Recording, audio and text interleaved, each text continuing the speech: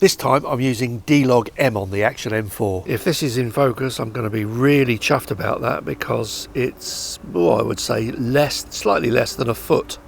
So if it's in focus, that's really, really good news. There should be no problems with that one. I do wonder though, is the wheelbarrow and all those little details by the house there actually in focus and can be easily seen?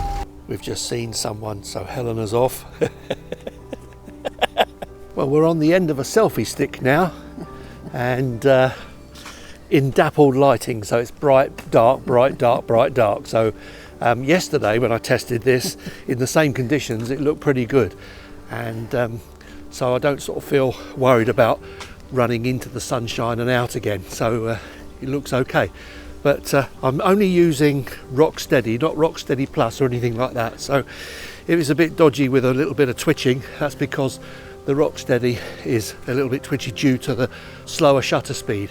But if it's usable, that's fantastic. But this time I've actually got my trusty selfie stick with me so we can get a better shot.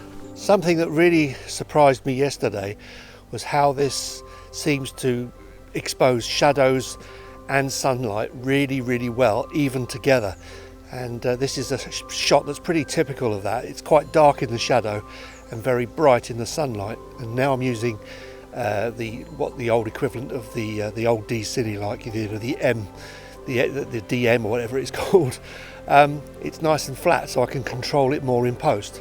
It's like the magic faraway tree, where there's a different land at the top. You get in through a door at the bottom, and then you climb to the top of the tree, and then there's a different land up there. Oh, so we can go somewhere really nice just by climbing that tree. Yeah. Nice. Yeah. And then to get down out of the tree, you go down like a helter-skelter, and it's called the slippery slip. So you go down the slippery slope? Yeah, that's it. Well, I had a heart operation 2 weeks ago, so I've got to slow down. Hello. Good morning. You all right? How are you? Got any post? Just the exciting ones. All right. We're just down here for a walk and a film. Stroll around, be careful now, he's fit and well. I know. There's no stopping me now. See ya.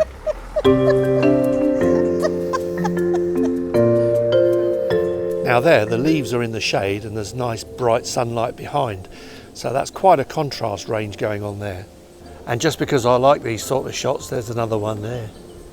I'm going to try out this real close-up stuff because that is currently in focus, hopefully, so that's about 2 feet away. And now when I get closer, that's about a foot away, and I think it still focuses at about a foot. Then I'm going to halve it again. That's about 6 inches away. Now I think it might be possible, I'm not sure. On the screen you can't really tell, but now I'm going to go really stupid, and that is it's got to be out of focus, but I've got to try it because if it works, it would be amazing. Something I've noticed on the 3 is that when you take detail like this with tiny little leaves and things like that, they just don't look very much in focus, and it just looks a bit fuzzy. But it looks better on this camera.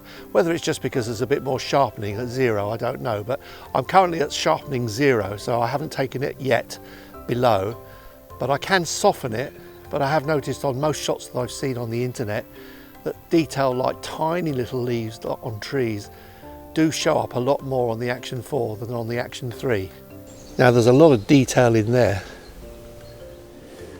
Now it's very dark in here, although on camera it doesn't actually look that dark. It is really shaded and very bright behind me.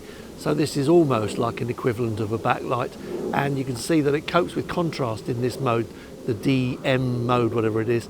It seems the contrast seems to look a lot easier, well, certainly on screen, and when I get it home, because it's 10-bit, I can up and down it, whatever, and get it to where I want it. But it's actually particularly dark in here, and it doesn't look like that on the camera. So this is actually a very difficult shot. I'm in really deep shade and it's very sunny outside, but look at that, I can see everything on this mode, and walking from shade to sunlight, I think probably the meter is going to cope very well with it. There's also still detail being shown in the sky here as well, which is pretty good. Now I'm out in the sunshine and it's actually very bright. It's a nice little bush. You know, I think that might be an olive tree, but it's got ever such a thick trunk. We've got olives at home, but nothing like that. That looks fantastic. Yeah, it's an olive tree. There's actually a little olive on it in there, if that's focused. It's a little bit shriveled, but that's an olive, all right. In there, it's deeply dark on the left and very bright on the top right. So there's a heck of a contrast going on there. And in post, this could be quite a challenge, but if this comes out well, fantastic. Hello. Blimey, it's you again. It could take forever to get round. Yeah. Chat to everyone. I know. I'm going to say, if we were delivering, we'd beat you. See you later. Bye.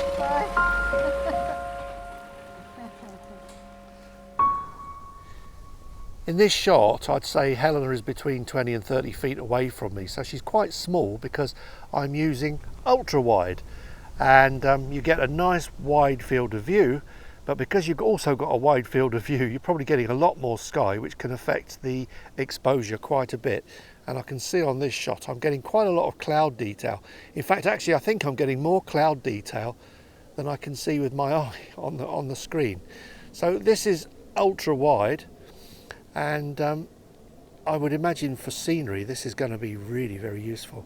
It doesn't look too bad at all, as long as you don't get anything too close, because on the edges it's going to be distorted.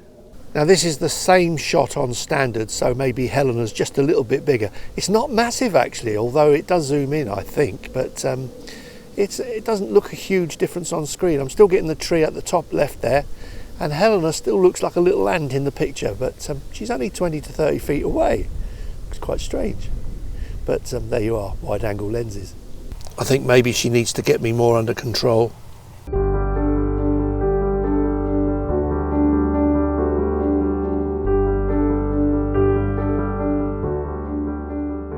Well, so far with the Action 4, I've got to say I'm getting more and more confidence in the camera's ability to just capture a really good picture.